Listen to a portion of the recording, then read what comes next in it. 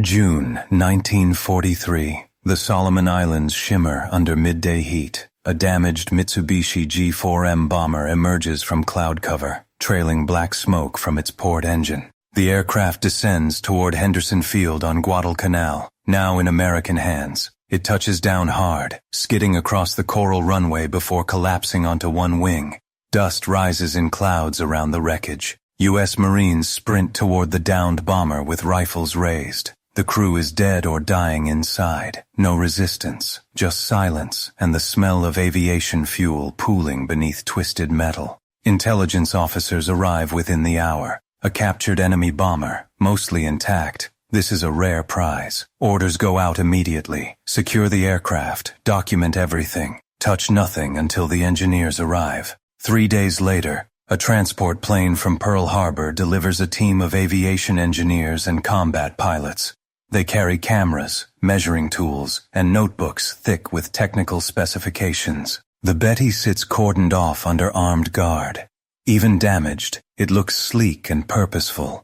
Twin engines, long, elegant wings, a cigar-shaped fuselage that stretches nearly 65 feet. American pilots who have fought against these bombers for 18 months gather around the wreckage. They've watched Bettys burn in the sky, seen them explode from single bursts of gunfire. Now they'll understand why. What they discover in the next 72 hours will expose a fundamental divide in military philosophy and explain why Japanese bomber crews die at rates that defy comprehension. The story begins 6 years earlier, in 1937. The Imperial Japanese Navy issues specifications for a new land-based medium bomber to replace aging models. The requirements are extreme: 4,000-kilometer range, 800-kilogram bomb load, and speed exceeding 400 kilometers per hour.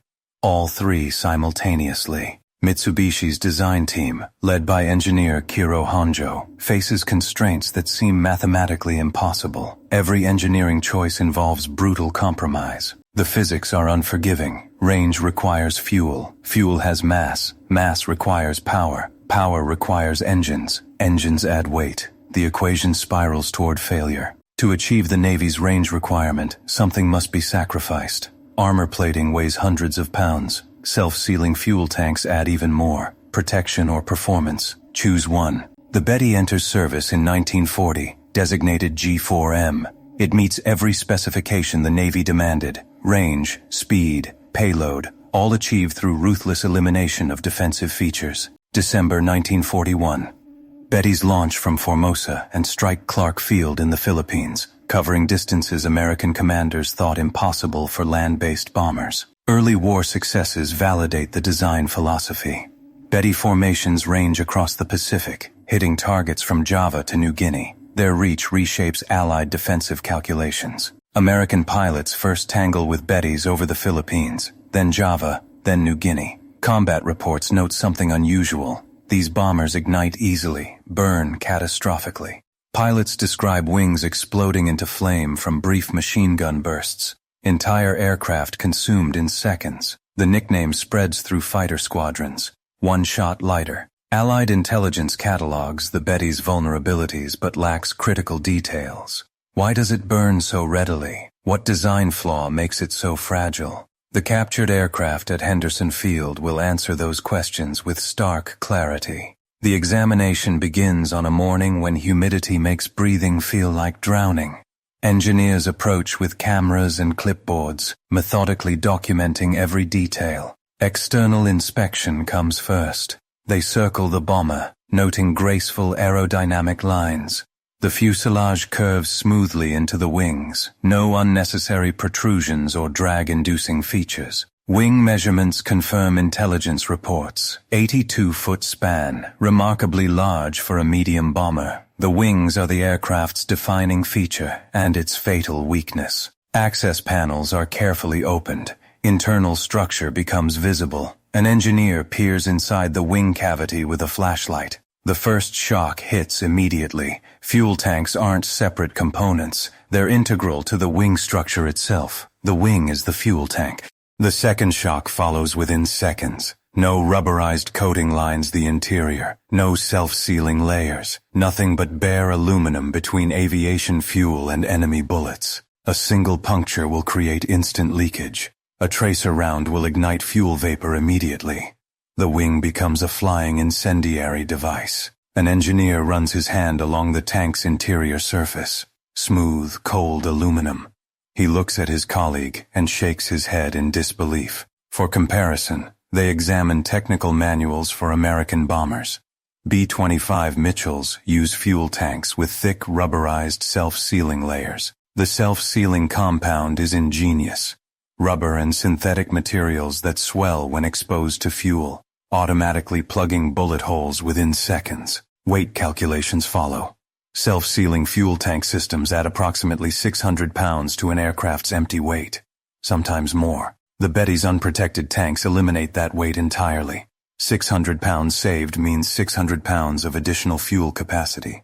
That additional fuel translates directly to range. The engineers calculate the Betty can fly over 2,600 miles under optimal conditions. For context, American B-25s with protected tanks manage roughly 1,300 miles. The Betty flies twice as far at the cost of protection. The examination moves to crew positions. Engineers crawl through the fuselage, mapping every station where men worked and fought. Behind the pilot's seat, no armor plating, just thin aluminum skin, barely thicker than a soda can. The cockpit canopy, standard glass, not armored. A bullet passing through would encounter no resistance before reaching the pilot's body. Gunner positions throughout the aircraft are completely exposed. Thin aluminum offers zero protection against machine gun fire. The men inside were utterly vulnerable. An American B-25 pilot volunteers to sit in the Betty's cockpit for perspective. He settles into the seat and looks around. His face goes pale. "Jesus Christ," he says quietly. "This is a flying fuel tank with men sitting inside it." Nobody contradicts him. That afternoon, intelligence officers convene in a tent near the flight line. The engineers present their findings with careful documentation. The central question dominates discussion. Why would experienced engineers deliberately design an aircraft this way? What logic justifies such vulnerability? The analysis moves beyond engineering into doctrine and culture. Japanese military philosophy must be examined to understand these choices. Bushido code permeates Japanese military thinking. Death in service is honorable. Survival without victory is shameful. These aren't abstract concepts. They shape procurement decisions. In this framework, pilot survival becomes secondary to mission completion. The aircraft exists to deliver ordnance to target. What happens afterward matters less. The range advantage enables strategic capability that shorter-ranged bombers cannot match. Japan's defensive perimeter spans thousands of miles of ocean. Range is essential. American doctrine reflects different priorities. Experienced pilots are irreplaceable assets requiring years to train properly. Preserving them preserves institutional knowledge and combat effectiveness. Japanese doctrine accepts higher loss rates if missions succeed. Pilots can be replaced. Aircraft can be built. Tactical success justifies sacrifice. Engineers construct theoretical engagement scenarios on paper. A Betty encounters American fighters with protective features engaged in combat. Scenario 1. A single tracer round punctures the Betty's wing. Fuel ignites instantly. Fire spreads through the wing structure. Aircraft lost within 30 seconds.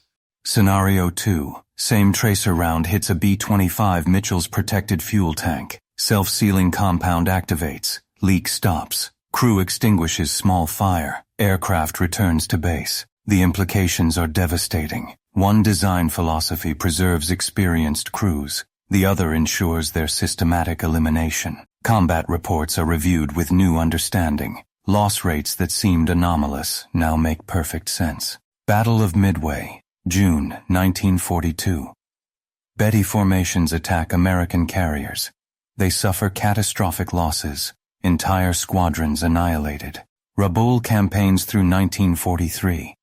Betty formations conducting daylight raids against Allied positions routinely suffer 70% losses or higher. Each engagement kills experienced navigators, bombardiers, pilots. Japan's pool of trained aircrews shrinks month by month. Meanwhile, American bomber crews shot down often survive. Rescue operations prioritize downed aviators. Many returned to combat within weeks. The fuel tank decision, made in 1937 to meet range requirements, reveals itself as a fatal strategic flaw that compounds over time. Short-term tactical advantage in range created long-term operational collapse as trained crews died faster than replacements could be trained. By mid-1943, Japan's bomber force effectiveness has declined not from lack of aircraft, but from lack of experienced men to fly them. Intelligence reports documenting the Betty's vulnerabilities are immediately circulated to all Allied air units in the Pacific Theater. Fighter pilots receive specific briefings: aim for the wings, fuel tanks are unprotected, fire is guaranteed, short bursts are sufficient. Betty loss rates accelerate through late 1943 and into 1944. Formation after formation fails to return. The mathematics of attrition become insurmountable. Japan attempts remediation. Engineers design the G4M3 variant with minimal armor protection and partially self-sealing tanks. The improvements come too late and compromise the aircraft's primary advantage. Protected G4M3 variants sacrifice range and speed. They retain vulnerability while losing capability. Production continues by necessity rather than choice. Japan needs bombers, even flawed ones. The alternative is having no bombers at all. By 1945, surviving Bettys are increasingly relegated to kamikaze missions. Aircraft designed for precision bombing become flying bombs piloted by inexperienced crews. The final irony: an aircraft designed for long-range strike capability ends its service as a suicide weapon, the ultimate expression of expendable design philosophy.